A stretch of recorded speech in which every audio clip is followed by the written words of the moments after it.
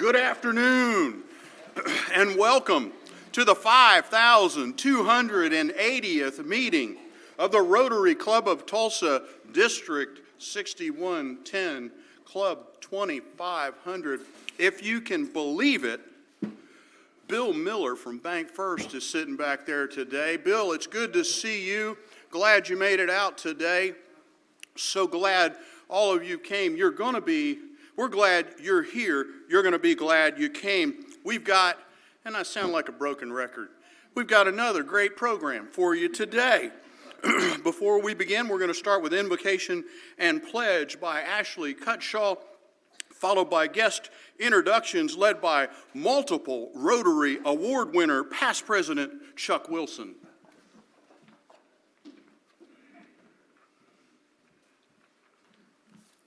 Let us pray. Gracious God, we are thankful for this time together and for the opportunity to learn, connect, and serve alongside one another.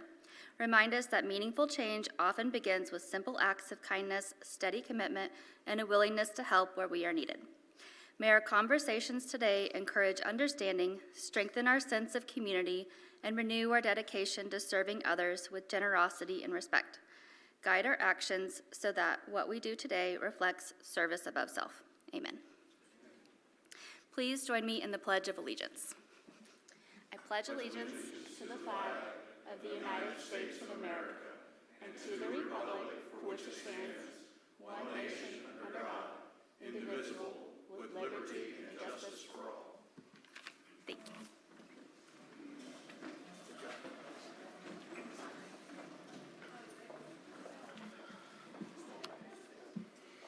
We're so glad you're with us today. As I introduce our guests, will you and your host Rotarian please stand and remain standing, and then we'll hold our applause till the end. First of all, we have with us today Darcy Moran, the wife of Joe Moran. I think they're at the back of the room. There they are, yes. And then a friend of the speaker who is with Tulsa Youth Works. We need to know more about Tulsa Youth Works. I just found out a little bit about it. Is Chris Beach. Will you please stand, Chris? And finally, we have a very special guest. Why? Because she received a Rotary Scholarship her freshman year of college. Would you please welcome Luann Ranowski and all of our guests. Thank you. Mr. President.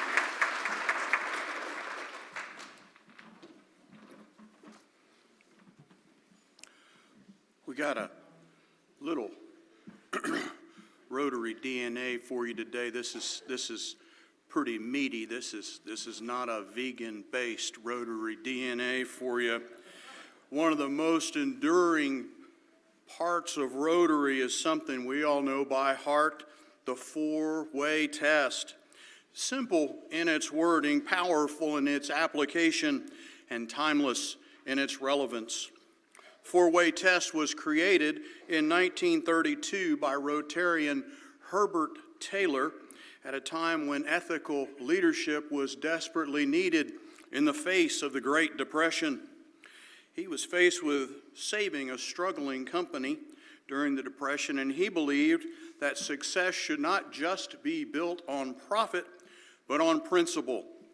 He drafted 4 questions to guide every decision, questions so universal they transcend business, culture, and time. Now, what's interesting, you probably didn't know that, is when he first started developing this, he wrote a 100-word synopsis of what he was trying to achieve with the chemical or the aluminum company he was charged with saving, and he boiled that 100-word essay down to 7 questions, which he later boiled down to the 4 questions in the four-way test. And those 4 questions are: is it the truth? Is it fair to all concerned? Will it build goodwill and better friendships? And will it be beneficial to all concerned? Rotary adopted that 4-way test in 1943, and since then it's been translated into more than 100 languages and embraced by Rotarians around the world. It's never meant to be simply memorized, but it's a lifestyle. It's meant to be lived. Four-way test is Rotary's moral compass. It guides how we lead, how we serve, how we conduct business, and how we treat one another and our fellow man. It reminds us that doing the right thing is not always easy, but it's the Rotary path. Four-way test has been credited with saving multi-million-dollar corporations from bankruptcy and resolving deep-seated community conflicts. While it is simple, its application often leads to radical, positive changes in business models, and I'm going to tell you about a couple of them. Most of us have heard the story of the Club Aluminum Products Company that Herbert Taylor was charged with saving in 1932. How many of you knew that Herbert Taylor actually lived in Oklahoma and worked for the Sinclair Oil Company before he got involved in that chemical company? I don't know that he lived in Tulsa, but he did live in Oklahoma. He moved here. He got married in 1919, moved here shortly after that. So you know the story of that company, how he used the four-way test to salvage it. But there's a couple of other interesting stories about the four-way test. One of them is the Daytona Beach Motel War. Never heard of a motel war before, but in 1955, as Daytona was exploding into a tourist destination for snowbirds and everybody else, there was a toxic business environment. In fact, the whole community was suffering from some toxicity. There were 400 hotels there, but they were all fighting with each other, undermining each other, trying to steal each other's business, and literally driving tourists out of the community. There's also an issue in the community. Juvenile crime was way up. Traffic accidents were up, and there were just a lot of issues in the community. The community leaders got together and decided to apply the four-way test community-wide there in Daytona Beach. Motel owners got together to talk about the four questions. Billboards were put up throughout the city with the four-way test on it, and it encouraged people to apply that test to their lives. Ministers preached the four-way test from their podiums, and full-page newspaper ads were taken out regularly describing the four-way test and its benefits. As a result of that, the hotel owners, those 400 hotel owners who had fought each other, they came up with an early clearinghouse system. It was a predecessor of today's reservation systems. And if a hotel was full, when a traveler showed up, instead of saying, yeah, all the hotels in Daytona are full, and turning them out to another community or literally telling them to go sleep on the beach, they worked out a co-op system where if somebody showed up at your full hotel, you were to call 3 or 4 others to find that traveler a place to stay. Not only that, the city saw a 5.5% decrease in traffic accidents and a 50% decrease in juvenile delinquency. Now, Jerry, you're somebody that understands what it takes to curb juvenile delinquency. That's kind of a big deal in my mind. It's pretty cool. Here's a bigger one. After World War II, industrialist Masakazu Kobayashi in Japan was charged with trying to rebuild industrial trade relations between the United States and Japan. Can you imagine the animosity that existed after World War II between the U.S. and Japan? But it was critical to the U.S. to get Japan's industry up and running, and it was more than critical to Japan to get their economic engine up to speed and recover. And the interesting point, the Rotary Club of Osaka was the first Rotary Club that we know of in the world that put the four-way test on a club banner. Kind of interesting. But Kobayashi was concerned about the cultural barriers that would sabotage those trade negotiations. So he proposed to the U.S. negotiators and the Japanese negotiators that they use the four-way test as a litmus through which they would evaluate their discussions. And because they applied the test, he was able to build trust between the American and Japanese negotiators, which ultimately led to the reestablishment of Japan's role in global trade and reintroduced Rotary into Japan. Here's another interesting one. When you think of conflict, your mind can pretty quickly go to the National Labor Relations Board and management and union conflicts, can it? Well, in Murfreesboro, Illinois, about 40 years ago, there was a lot of conflict between the manufacturing folks there and management. But members of both factions were involved in Rotary, and they decided to apply Rotary four-way test to their contract negotiations, so much so that they wrote fairness to all concerned right into the labor contract. And the negotiators in Murfreesboro found that the conflicts they resolved using that test and talking about it with both parties on either side resulted in cutting the hard feelings that typically come out of those aggressive bargaining situations. The last one I'll tell you about is my favorite. You probably know that in Japan, a lot of travel is on the trains. That's the major form of transit. It's not buses, it's not cars, it's trains. And one of the clubs in Japan noticed that at the train station in their town, travelers were coming from other parts of the country, and they would leave sunny weather and come to this town, and maybe it was raining and they didn't have an umbrella. And Rotary, that club, said, how can we help these travelers? Well, we'll put out umbrellas, loaner umbrellas.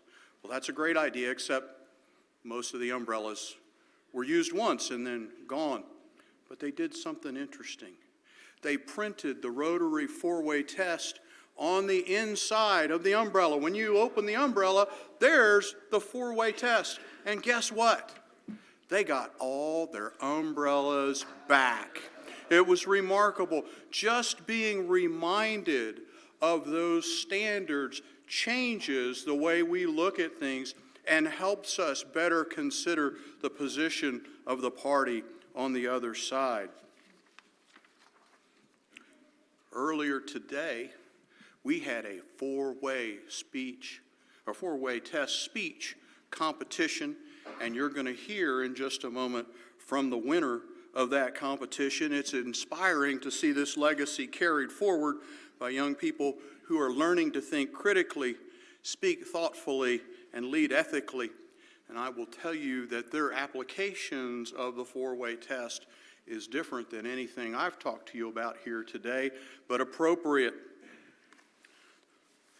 I feel like I'm at the Emmys. May I have the envelope, please? So, our runner-up today was Leslie Cardiel, and our winner, who's going to come speak to us now, is Charlie Ziegenbein. So, Charlie, come on up. We congratulate you on your win.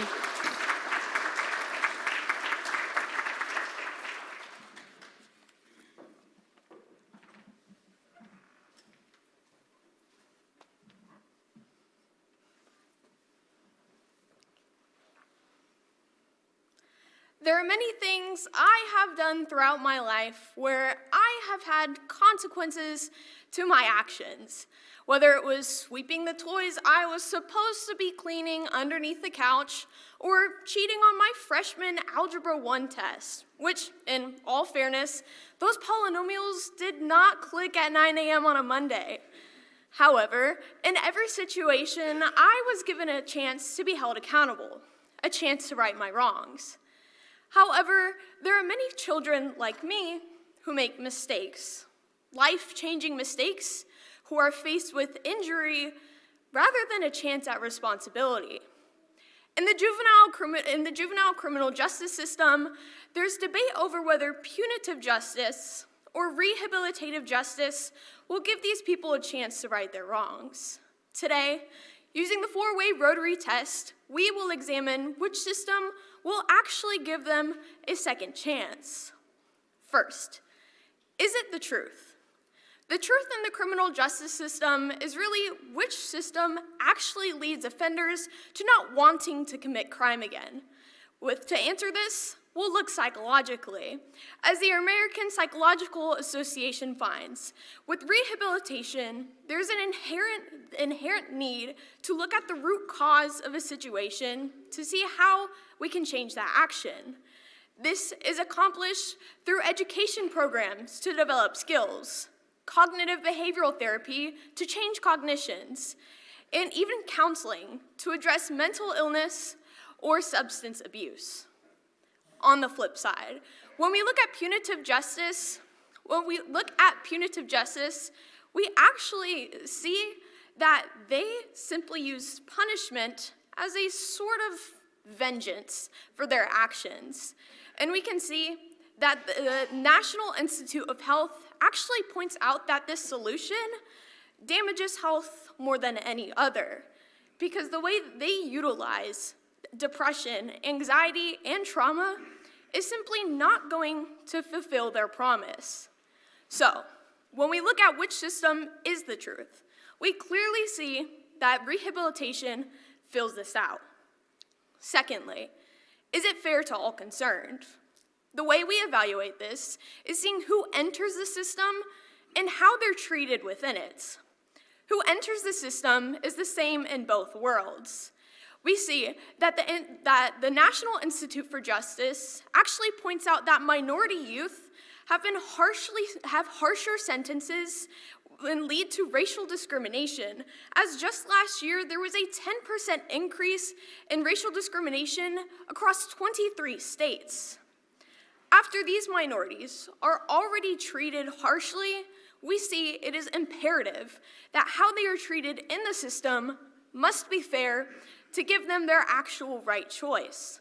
However, we can see in punitive systems, this systematic bias is actually harmed because, as the Prison Initiative points out, they are simply perpetuating an already existing systematic bias by simply inserting a one-size-fits-all solution.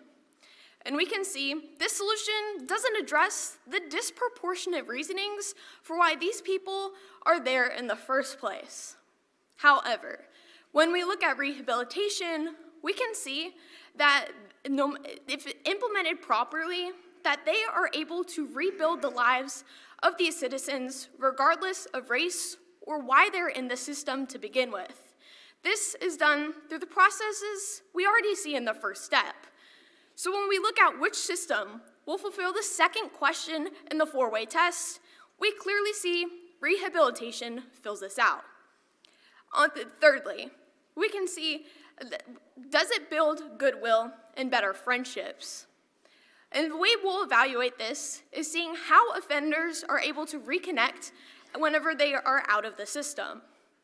We can view this through, in the punitive justice system, we specifically see that when it comes to friends, family, and community, that they're often extremely disconnected because of this social disclusion they have whilst being incarcerated. We can see that there's no emphasis on actual social interaction in these systems. However, when we look at rehabilitation itself, there's an inherent focus on communication within the system. This is achieved by including community involvement and making sure that they are still able to connect with those outside of the system whilst they're in it, better preparing for them to transition outside of it. So when we look at if it builds goodwill or friendships, we clearly see rehabilitation is a system that inherently will focus on this issue. The last part of the Rotary test is it beneficial to all? And we can view this by seeing how it's going to impact the rest of the community outside of the offenders themselves. We can see, regardless of which system, that the National Institute of Justice and Justice Bureau of Statistics finds that it actually comes back onto taxpayers, as just one youth incarcerated for 1 year equals $88,000 that taxpayers have to pay. And we can see punitive justice gives no reward for this cost. As they point out, there is a 70% recidivism rate whenever it comes to punitive justice. We can see this form of punishment isn't actually achieving its goal. However, this same statistic points out that when it comes to rehabilitative systems, there's actually a 30% decrease in the amount of reconvictions for crimes. This is achieved because whenever children are able to better themselves, when they're able to get a job, go back into the school system, and further reconnect with families, that they have no need to commit this crime again. With that, we clearly see that rehabilitation passes the fourth and final test. This shows us that children must be met fairly, they must be treated with dignity and respect. Rehabilitation is the thing that passes the four-way Rotary test, and it reminds us that there's always something better that we can do to better the lives of these children. We have all been held accountable for numerous reasons. It is time we realize that everyone deserves that chance. It is time that we realize every person is due their right of a second chance. Thank you.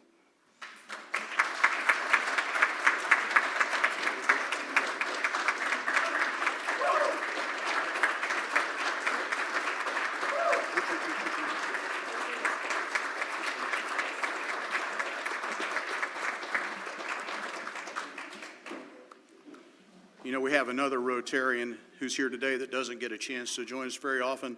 Prima Donna Braddock, do you approve this message? Good deal, good deal. Now, I'll ask for a little bit of presidential prerogative here, Leslie.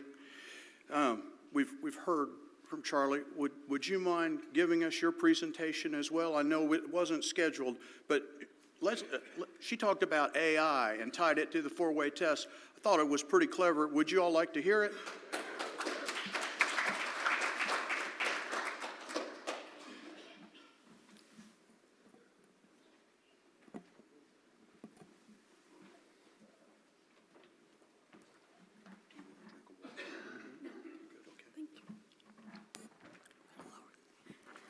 Hi, I'm here to tell you a story. I had the worst nightmare last night. It was terrifying. In the nightmare, I had a dream that I was preparing for a job interview, and I had a great idea suddenly. I should ask an AI to help me prepare for the job interview. And the AI and I had a great conversation about professionalism until suddenly it started saying something weird. It was saying things like, "I hope you don't get your job," which honestly just hurt my feelings, and "humans are a threat." Suddenly, my laptop screen split open, and out came the most horrifying monster I'd ever seen before, my very own Terminator, which came to life after a few too many bad interview responses. Then I woke up, thankfully. But it made me wonder, have other people had the same intense nightmares I have about AI? Probably not, but I'm sure there are many others that are skeptical of AI. To be clear, AI isn't the Terminator monster that we may think it is, that I think it is. It's simply another piece of technology that can either help us in our endless innovation or be as detrimental to us as the computer in my room that is ruining my video games and lags at the worst moments.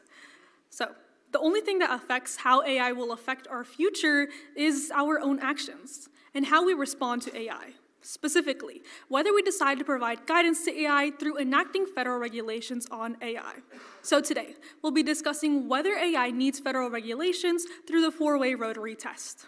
The first question, is it true that AI needs federal regulations? Well, it is true that artificial intelligence has the potential to create amazing and useful images, but it's also true that right now, without federal regulations, AI is only being used to spread lies and deceit. An article from Harry Booth in January of this year states that AI-related incidents have been rising steadily through the years, specifically AI deepfake-enabled scams. A deepfake can generally be defined as a video or image in which a person's face, body, or voice is digitally altered to appear to be someone else's, typically used maliciously or for misinformation. What we see is that deepfakes are inherently not truthful and lack the integrity to respect a person's privacy and reputation, which ultimately only harms us in the end. And right now, there is no federal regulation requiring companies to report AI-related incidents, meaning we can't track these AI-related incidents or plan prevention methods to stop them from happening in the first place. So, when we look at whether AI is telling and creating the truth and whether it needs federal regulations, we should consider the fact that there is none right now that require companies to report that they are AI-related incidents. But there is some state laws that we can look to that may be helpful to expand across the country. For example, a transparency law in California requires companies to report AI-related incidents. In this case, in this state, we are seeing that AI is telling and creating the truth, because by reporting AI-related incidents, we can ensure that companies take accountability and plan prevention methods to stop AI-related incidents from occurring in the first place. The second question, is AI fair to all concerned? Well, it's a very nuanced answer, to be fair. AI is beneficial to a large amount of people. Businesses benefit by reducing costs and increasing their efficiency. People who work in education or simply in office jobs benefit by streamlining their work through the usage of AI, and everyday people benefit, whether it's for entertainment or simply by using AI as a new source of knowledge. For these people, the use of AI is very fair. But for those who live in the vicinity of AI data centers, the usage of AI is definitely not fair.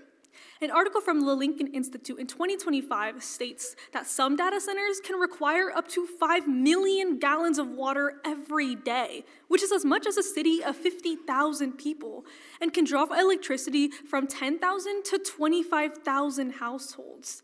And the small counties and rural towns that these AI data centers are placed in ultimately are left with the threats of noise and air pollution, the threat of lack of access to clean water, and the threat of being forced to move away.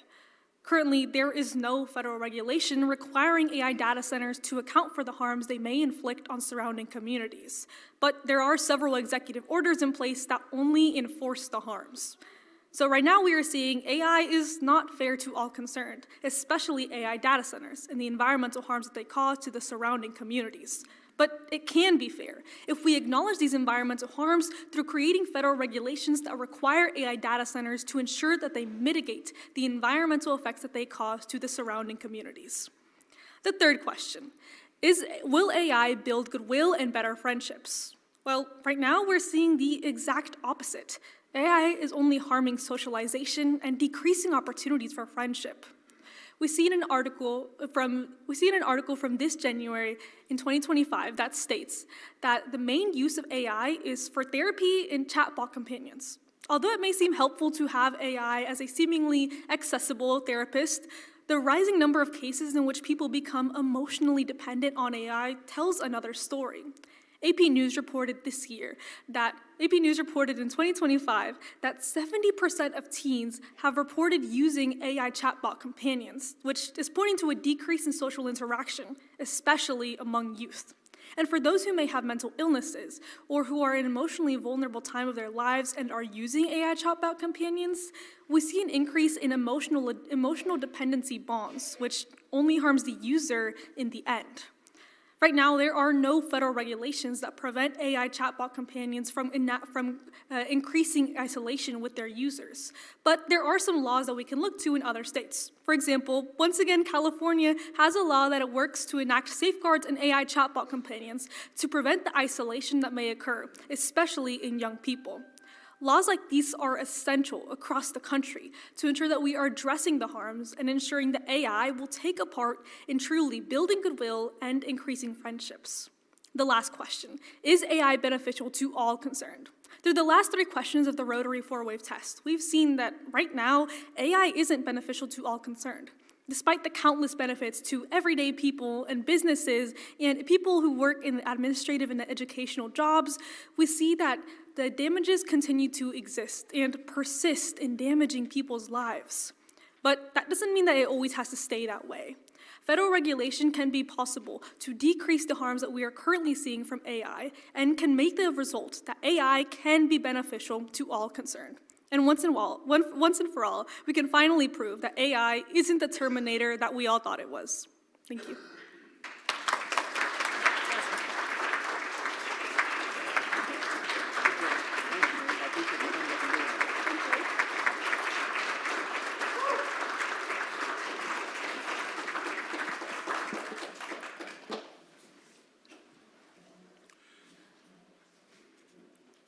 Both of these young ladies are from Union High School. Their teacher, and please help me, Resenda Spatz is here with them today. Eric Ortega chaired this committee for us. Do you think we ought to do it again next year?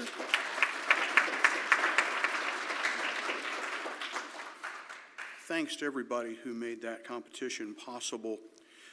I'm going to introduce another fabulous Rotarian of the day. I'm going to move quickly, but we all know her and love her. Lou Ann Smith began her career in the construction industry after graduating from MOPU. And in the past 29 years, she's held a variety of roles spanning operations, marketing, and business development. She currently serves as vice president and co-owner of Lyle Building Corp., formerly Stava Building Corporation, a commercial contractor based in Tulsa. Luann is frequently called upon to serve in advisory roles within construction-related organizations, particularly on issues impacting women in the construction industry. Her community involvement includes service on the Salvation Army Advisory Board, as well as board positions with Green Country Habitat for Humanity, the Tulsa Foundation for Architecture, and Route 66 Village. Most recently, Luann was honored with the Star Tulsan Award by this Tulsa City Council. You're a rock star, Luann. Outside of work, Luann spends most weekends, rain or shine, summer or winter, at Lake Tenkiller with her husband and their 2 dogs. Please welcome our Rotarian of the day, Luann Smith.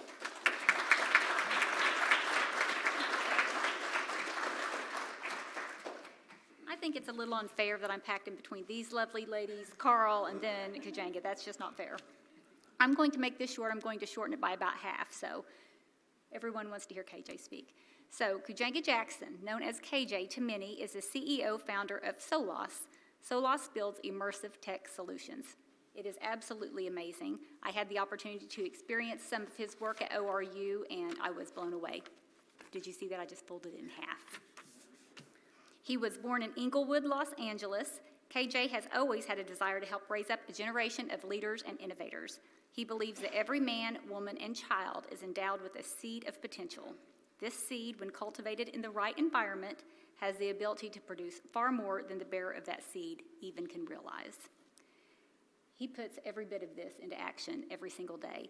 He uses his expertise and experience with emerging technology, motivational speaking, and coaching to help students, nonprofits, businesses, schools, and school districts bring their visions to reality. Solos has the meaning and the motto of "You dream, we design, together we build." Building as his guiding principle. This man is the Energizer Buddy. He has more energy than anybody can ever imagine. And in addition to Solos, he is also the CEO of the Zone in Tulsa. They offer a learning environment, after-school care, the enrichment opportunities for children and youth, and the way Solos and the Zone interact is absolutely amazing. It makes me wish that more people knew about it, and I'm so glad that he's here today. Everybody, please welcome my friend, Kajanga Jackson.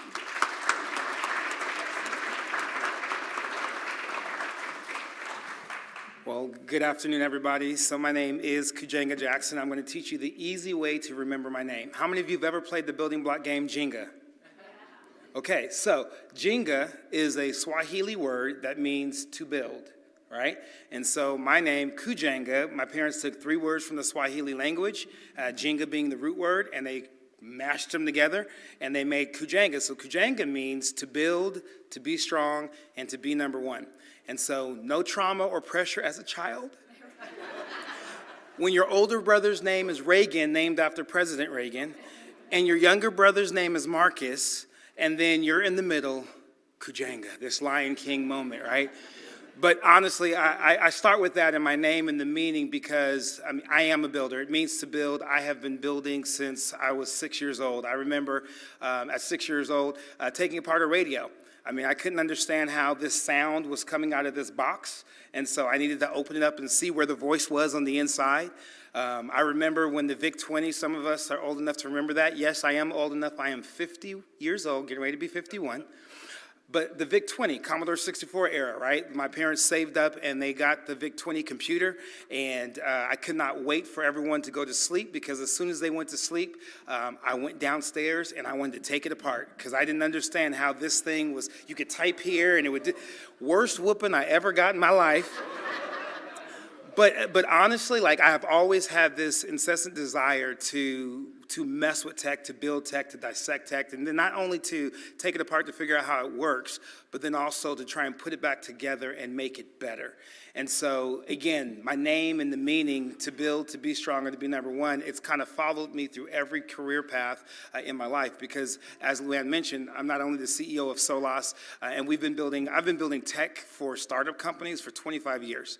But then in the nonprofit world, I'm very committed, coming from Inglewood, Los Angeles, very committed to rebuilding community and taking and reaching back to the next generations, the generations behind us, and making sure that they have everything that they need. And so, to understand Solas and to understand myself and to understand Touch and what we do in the community, understanding my name is important.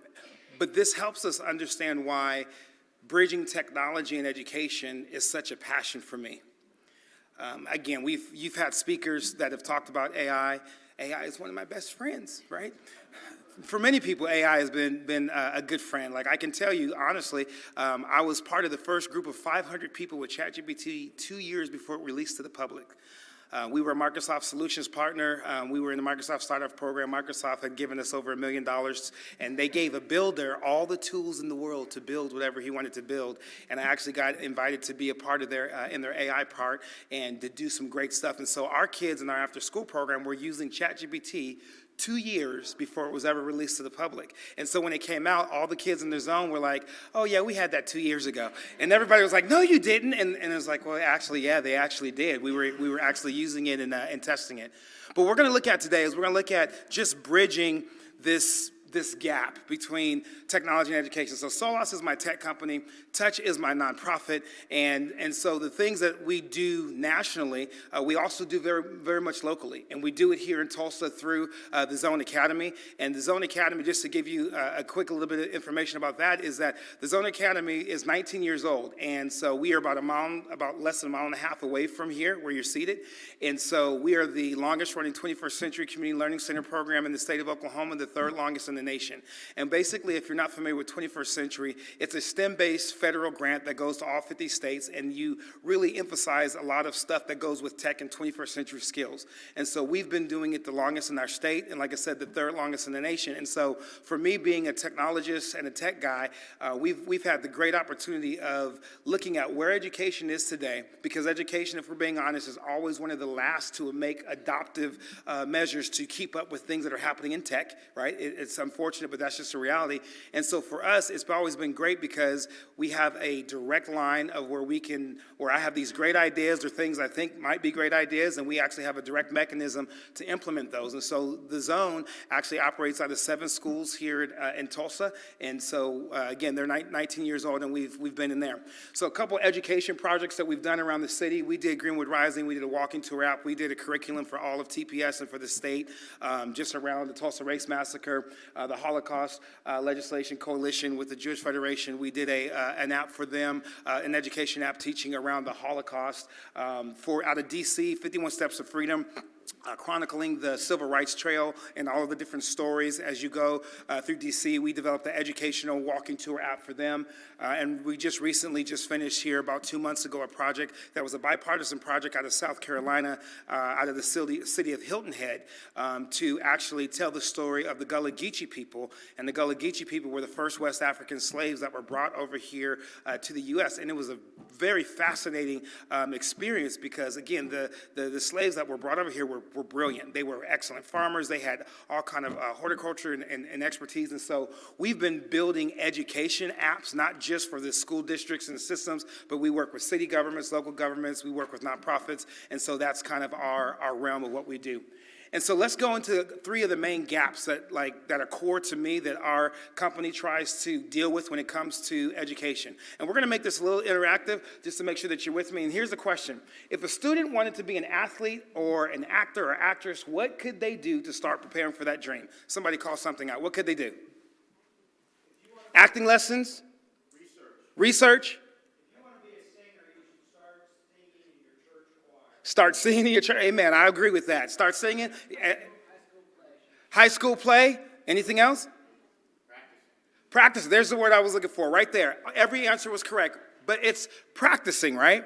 Like if you think about it, you can practice. I have two small children, right? So I've been married 28 years. I have a 26, a 25, a 13, and 11-year-old. Wow is right. That light at the end of the tunnel was two more kids. But my kids play sports, right? And so when they're playing, when my son said he wanted to play basketball, what did I tell him he had to do? I said, son, well, you're going to have to practice. We got him a hoop. He has to practice. So there's a lot of things in life that if you want to try it out, to get better, to determine if you like it, you get to practice. But what happens to the child that says, hey, I want to be a fireman or a firewoman or a fire person? What if they say they want to be a lawyer? What if they say they want to be a doctor? What if they say they want to be a banker? What if they say they want to be an electrician? What if they say they want to work in construction? Can they practice? No, what we tell them is go to school, right? And there's nothing wrong with school. I'm not slamming school. I'm in education, right? We say go to school, but think about this. The reality is that when we send folks to school, maybe a lot of students end up like I did. So I went to college at the University of San Diego, got my first degree in accounting. Practiced accounting. Only reason I went to accounting was because my uncle guaranteed me a job. He was the first in our family to go to college. He says, by the time you graduate college, I'll be the chief of the IRS. And he was the chief of the IRS in San Diego for 35 years. And so he said, if you go to college and get an accounting degree, I'll make sure that you have a job working for the government, working with the IRS. Now, back then, the IRS probably was a little bit more popular. Or maybe not. But I went and got an accounting degree. Started doing accounting. I was good at it, but I was like, no, this isn't it. That wasn't it for me, right? Because what happens? You have to go to school, you have to get to education, get the knowledge, start going through all this process, to then start doing it, to just figure out, do I even like it? And then you're like, yeah, I don't want to like it. So then what's your options? Then you find yourself doing something else. So we live in a time where like even in the model of how we're doing education hasn't shifted, but it should. Because one of the things that we tried to solve is the practice gap. There's a practice gap with education and with technology. Because we have the technology that exists today to be able to allow any student anywhere at any time to practice any trade that they want to practice while they're in school, even at any age. Because with one of the things that we focus in on at Solas is we use XR technology. I'm going to give you a couple terms. XR is extended reality. Extended reality is basically, think of it like an umbrella, okay? Under the umbrella of extended reality, you have terms like VR, which is virtual reality, right? You have AR, which is augmented reality, and then you have MR, which is mixed reality. So VR, we know what VR, Meta Quest headsets, VR headsets, fully immersive, right? So that's virtual reality. Then you have augmented reality. Augmented reality is where you take your phone, your mobile device, or whatever, and you augment reality by displaying other digital, almost like holographic images in the real world, all right? So that's called augmented reality. And then you have mixed reality, which takes that to another level to where you can actually interact with the holographic or the digital content that you've created. So XR is the umbrella. And so one of the things that we do is we say, okay, so students need to have the ability to practice and to try things out while they're young so that it gives purpose and why to them being in school. Because my kids, even right now, they're like, Dad, why am I learning this? I could just pull out my phone. I can just do this. I can just chat GPT it, right? Like, what's the point? I'm sure students all over are saying, what's the point of this if I have all of these other tools? And so part of the point is helping them understand the why to their education. Well, the only way that you get the why to your education is to understand what you're pursuing. And so what we've done is we've taken XR technology and we've created these experiences, and so they can try. If you want to be a construction worker, we can put you in a VR headset and you can go work on a construction site for a day. You learn how to do framing. You have a digital augment. You have a drill. You're in the metaverse in the VR headset. You pick up a drill. You're actually doing framing. You've got a nail gun. You're actually doing it. You're building something. Does that light your fire? Does it give you your passion? Does it satisfy that, right? So they actually get to get in VR and try these type of things. So take a look at this video real quick, and we'll see. You guys will get a chance to see what it looks like.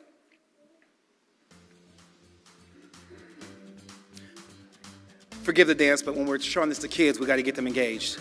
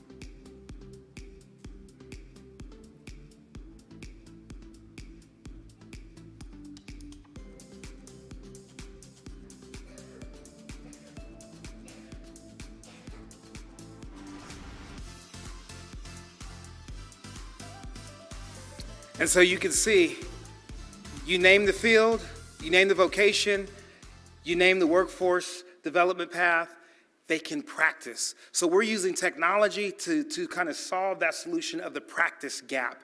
And so students, whether they're in elementary age, when they're doing exploration, because we're answering the proverbial question, what do you want to be when you grow up? We've progressed far enough along in technology right now, we don't have to stop with the question. We can actually ask the question and say, you think so? Okay, so you might want to be a nurse or a doctor? Well, let's put you in an experience and let you see what the pressure is like when maybe someone, they've come in, we have an experience where they can be in an ER room and someone's being brought in and they're having to perform CPR in virtual reality. And some people will come out of that, they're like, yeah, that's not it for me. So we're solving that practice gap. And I can tell you this as a quick success story that just happened over the holiday season. My mother fell ill, and she had gotten COVID, and she's older, and was really, really, really bad. And so she had to go to the hospital for 10 days. And so it was to my shock and amazement that one of the night aides that was taking care of my mother, was my former zone student who had, when she was in the zone in 6th grade, had said she wanted to be a nurse. And we started using this technology before virtual reality was even cool. We were one of the first people in the state to use, and everybody had to fight the state to buy the stuff because they're like, this is too new. And to see her and know that my mother was being cared for by a former student who was in our program was very fulfilling. But again, the practice gap, using technology to fulfill and to make sure that we can bridge it. The next one we have is the solutions gap, and I'm gonna just go back real quick. Can we go back? Can I go backwards or no? Okay. Now I'm going forward. Thank you. Just go back to I want to show you this slide, the first slide. Keep going, one more. Yeah, this one. So the solutions gap. So one of the things that we also do with technology with students is make sure that, that they are thinking from a solution-based mindset. We already live in a world where everybody complains. Social media has given us the greatest platform on planet Earth where you can complain about anything. And so I'm always telling students it's not about complaining, but it's about finding solutions to the problems or the things or the pain points that you have. And so one of the ways that we have solved that was, I don't know if you guys remember when this came out. This was probably about 1.5 years ago. It was running on our local stations. And again, I love our state. This isn't a slam against Oklahoma. The numbers haven't changed that much, but this is real. You can Google it, ChatGPT it, however you want to do it. But what I did is I brought it in front of our students. I said, this is the problem. I said, what I need you to do is I need you to come up with a solution, because we don't have to talk about, we don't have to get into the back and forth of why it's a problem, how long it's been a problem, where we rank in the state, and that. I want you to think about being a solution-based individual. And so I said, what can you do using contemporary technological tools to help solve this problem? And so one of the things that they came up with is, and especially a lot of the students that we work with they're in North and West Tulsa. They're like, well, there's a lot of food insecurity. We know that Tulsa, we know that our state, we know that exists all around, but there's a lot of food insecurity. And so they said, well, let's figure out something like that. And I'm like, okay, so what do you want to do? So they had to get in groups. They had to, they used ChatGPT. They used, the AI models. They had to brainstorm. They had to use generative AI. Because I told them, I said, your assignment is to come up with a solution for food insecurity, not waiting on someone to give you a solution, but you as the students who live in the community and experience it firsthand, come up with a solution. And this is a way that we bridge the gap with technology. It's like, because yes, you're a student and you're in school, so be thinking about things that solve problems, like think critically. And so they said, we're gonna tackle food insecurity. And so we had, from Freight Farms, we had this indoor farm. It has 256 vertical grow. It's a vertical grow indoor garden. And so 256 vertical grow garden places in it. And so what they decided to do is they said, well, what if we can teach younger kids in the elementary, because these were high school kids, they said, what if we could teach the elementary kids about hydroponic farming? Because again, with hydroponic farming, you're recycling the water, you can do a lot, and it's very affordable, and for less than a Happy Meal, right, or a meal at McDonald's, you can actually grow your own food. And so they went through this entire process. They had to make a presentation, they ended up making a song, they ended up making a music video, they had to make a full presentation to come and present to elementary schools, and it's about using technology, what were all the tools? They had to use Photoshop for graphic arts and design. Again, they used the AI to help them when they didn't know how to use a spreadsheet. I'm like, you need to use Excel. We don't know how. Well, use the AI as a tool to help you learn how to use Excel, which is a tool so that you can make the spreadsheets that you need, right? And so we make sure that we bridge the gap with technology by saying, this is the emerging tech that's coming out. What solutions can you come up with? And so the hydroponic farming kit, they ended up purchasing a bunch of those, and I'm gonna show you a little bit of this. I won't show you the whole thing. But what they did, while there's no words on it, you can just see the screen. So they're working in groups, they're coming up with a plan on how are they gonna present and make an infomercial and sell this to elementary kids about why hydroponic farming and eating healthy is so important. And that technology doesn't cost that much. And so different groups, and we told them, we said, you don't get fancy cameras, you only get to use what you have, and all of them have what? Cell phones. So you'll see the audio when they start talking here in a second, it's pretty low, but I said, you start where you are, you use what you have, and you do what you can. That's how you get to a solution. So watch this.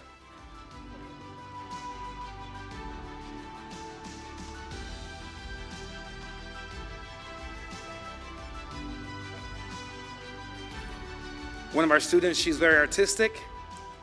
She said, can I create an animated character to reach the youth, the kids? I said, go ahead, draw it. I said, draw it. She didn't know how to do digital art. I said, draw it and pencil it out, and I will teach you how to do digital art. And this is what she did. Not AI, a student who had a pencil and a piece of paper that we taught how to do digital art. That's how Disney was made.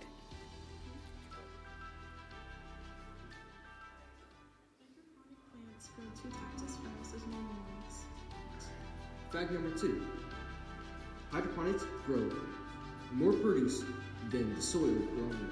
Where does it grow? Fun facts about hydroponic farming is it's been around for a very long time, since the Babylonian hanging gardens. Hydroponic farm. The plants receive nutrients straight from the soil. It's right here. So I'll stop right there. I know the volume is low, but again, if I had told a bunch of high schoolers, hey, we're going to learn about hydroponic farming, get out your books and take some notes, and this is going to be a great class, they would have not engaged. But I said, we're going to use all the technology that you can find. You're going to use human intelligence, HI, artificial intelligence, AI. We're going to bring it all together, and you are going to solve a problem with technology of today. This is how we're going to learn. And the engagement level, and again, it's all competition-based, right? Because they're competing against their friends in small groups. And so that's a way that what we do at Solas is, again, helping find solutions and programs like this that schools can actually model. The last one, the last gap that we try and tackle is probably one of the one that's most passionate to me, which is the mindset gap. Now, the mindset gap is one of the most difficult ones to really address, because what we're trying to do is help the students begin to learn about themselves and use current technology to learn more about themselves. So I'm gonna tell you a little bit of a story. Because my son, I told you I have 4 kids. My first 2 kids, my straight A students, my son got a full scholarship to TU, electrical engineering, my daughter's an A-B student. The baby boy, God bless him. I love my son. He's fantastic, but I'm just like, I don't know what happened, right? So he's always struggled, but it's like, is it me? Is it because I'm older? I don't know what the deal is. And so he's always struggled with school. And so when he was struggling, we went to go get some testing and get some assessments and things done. And they told us first that he had auditory processing disorder. And what we actually discovered was that the part of his brain for processing with the right side of his ear, that part was underdeveloped. So when we would talk to him and tell him things, because that part of his brain, when he was processing in his right side of his ear, he would hear it, it wouldn't process right. And so that made me feel kind of like a heel as a parent, because I'm griping at my kid because I'm saying, you're not listening. And he can't change the fact that that part of his brain wasn't developed. And so we started addressing that and getting that dealt with. And so we had some minor improvements, and his schoolwork started to improve a little bit. But there was a lot of other things that he was still really far behind in. And you know, the COVID excuse wore out because I was like, man, we blamed it on COVID for the longest time. I was like, well, see what COVID did. He missed all of this school, right? But he started making all this, he made some little bit of improvement, but it still wasn't working right. And so we went and did some more assessments, and we went to a place here in Tulsa called Brain Balance. And because we went to doctors, and they're like, well, you know, your son has got ADD. I'm like, well, I probably do too. I said, but that's my superpower, so it's okay, right? And so they're like, you know, we probably need to get him on some medication. I'm like, no, let's not. Let's explore some other things first. So we went to Brain Balance, and what led me to Brain Balance was because of my experience with them having that auditory processing and his part of his brain not being developed there. It made me ask the question, what other parts of his brain aren't developed? So we went, and we spent a lot of money. And I told my wife, I said, I would rather mortgage the house than put him on medicine for the rest of his life. I said, let's go and see what is happening in his brain. And let me tell you what we discovered. The time that we did it, my son was in 5th grade. As a fifth grader, and he's almost looking me eye to eye right now. He's like this tall as a 5th grader. As a 5th grader, the part of his brain that controlled his dexterity was at a 2nd grade level. The part of his brain that had to do with speech and processing was at a 3rd grade level. The part of his brain, his eyes, even for his eye strength, where his eye strength was supposed to be, even though he was in 5th grade, his eye strength was at a 2nd grade level. And so through this assessment, we're like, you know what? What's really happening is that he's in 5th grade class doing 5th grade work with a brain that's got 2nd grade, 3rd grade, 1st grade, kindergarten. My son startles very easily. Like, you could scare him by he could be looking over there at you, Luann, and then if his back is turning, you go boot, and he would just have that reflex. That is a growth part of your brain that you grow out of, that startle reflex that babies have.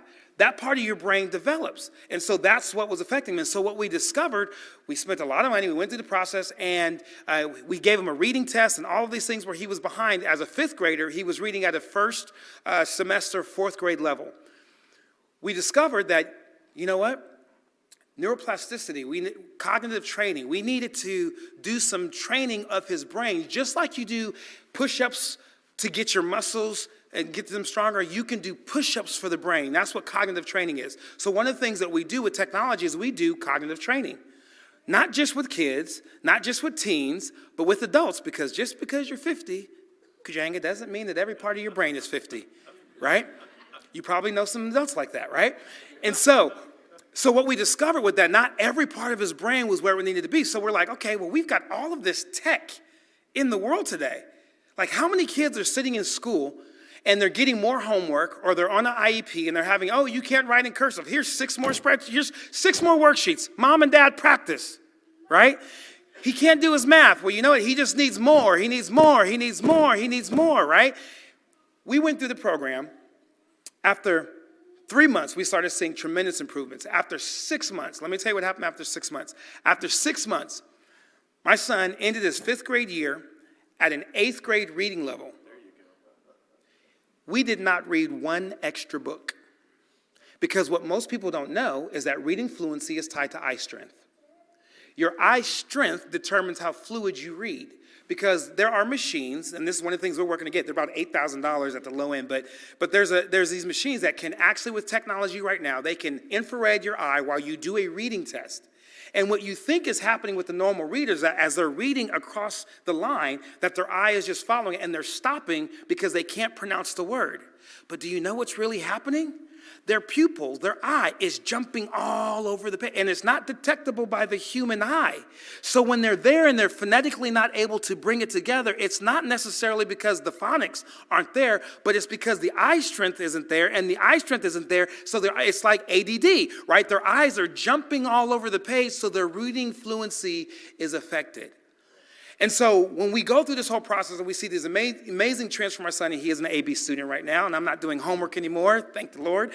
He's doing great. I said, how do we make this something that can be transplanted? Because I said, not everybody can go mortgage the house to go get this kind of information. And I said, there's probably kids getting fussed at, yelled at, grounded, many of you sitting in this room. And there was stuff happening in your brain that you had no ability to control because you had no awareness of what was actually going on. And so what we do, we've taken the tech and we've brought it into the zone. And so every student that comes to our program, they do an assessment. And out of that assessment, because we ported the entire technology to be able to be done in the VR headset, or to be able to be done on the iPad, or to be able to be done on the phone. So that a parent can say, okay, Johnny, sit down and take this 20-minute assessment, and then we are going to determine we're going to look at where you are at in different areas. And why? Why is that information powerful? Because it would be unrealistic for me to be frustrated and angry at my son when he had auditory processing disorder because that part of his brain wasn't developed when he couldn't fix it.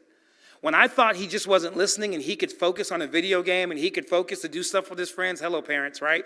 You can focus and do all that other kind of stuff, but you can't get your dirty clothes from the room and bring them down. And what we discovered was, listen, you can't, that part of his brain was only at a pre-K level. You would never give a pre-K or 5 instructions at a time. Give him 1. You know what happened to my frustration level? Because guess what? I would give him 1. I had to get my thinking outside of just normal parenting. And so it was bridging the gap between the mindset, right? And so I'm going to bring this image up because I know we're out of time. But I want to camp here.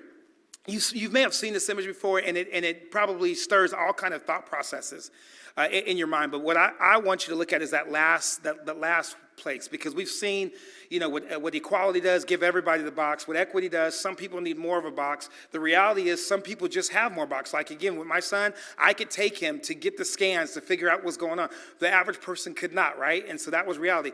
But the liberation happens, and again, this is how my mind has always worked. Instead of putting boxes and trying to make all that work, why don't we get rid of the fence? Why don't we address the mindset? Why don't we use the technology that we have? We have some of the greatest technology. I've seen some of the stuff that's coming out next year because I'm in the AWS and the Microsoft ecosystem at a pretty good level. Some of the tech that's coming out, you guys, is phenomenal.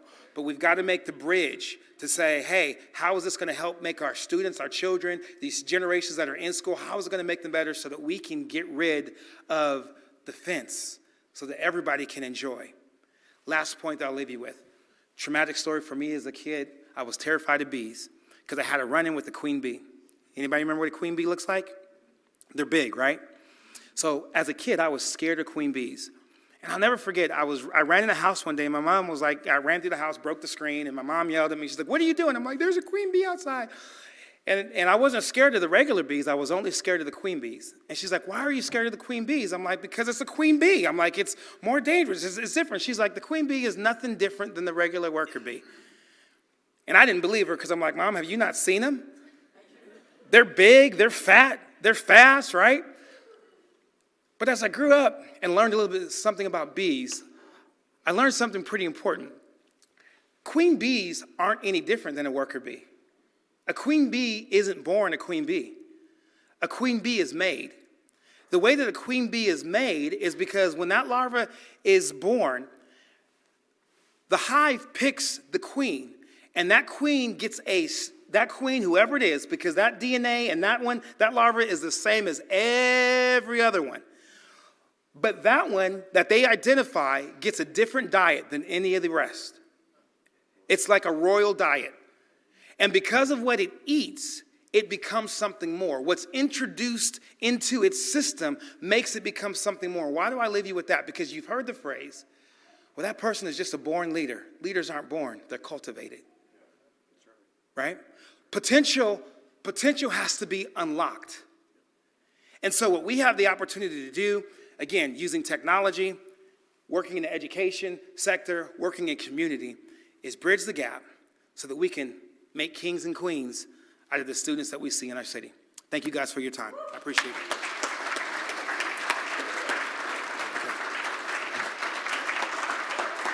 Thank you guys. Appreciate it. Thank you. Thank you. We're going to make time for 2 questions. John Croissant, I'd like you to ask one of the questions. Yes, please, sir. How can we, as a member of the Tulsa School Board, how can we help get more opportunities for our students to have access to these type of opportunities? Excellent question. So, right before the winter break, your CTE department from Tulsa Public Schools came over to our building at the Zone, and I did a full presentation because I know that the district is looking at trying to figure out how to integrate more VR and things of that nature. And so I'll tell you also, we are beginning our transition out of the out-of-school time space to kind of begin working with districts. We'll be launching a program in Philly and DC and then in Pittsburgh this coming year. But we'll be working with districts to come in and bring some of the tech and bring these things for the districts because districts don't have the equipment and things of that nature. And so, again, I'd love to connect and we can help you figure out how to make it, push that forward. Our last question is going to come from Sheree Gardner. Okay, Sheree. Yes, sir.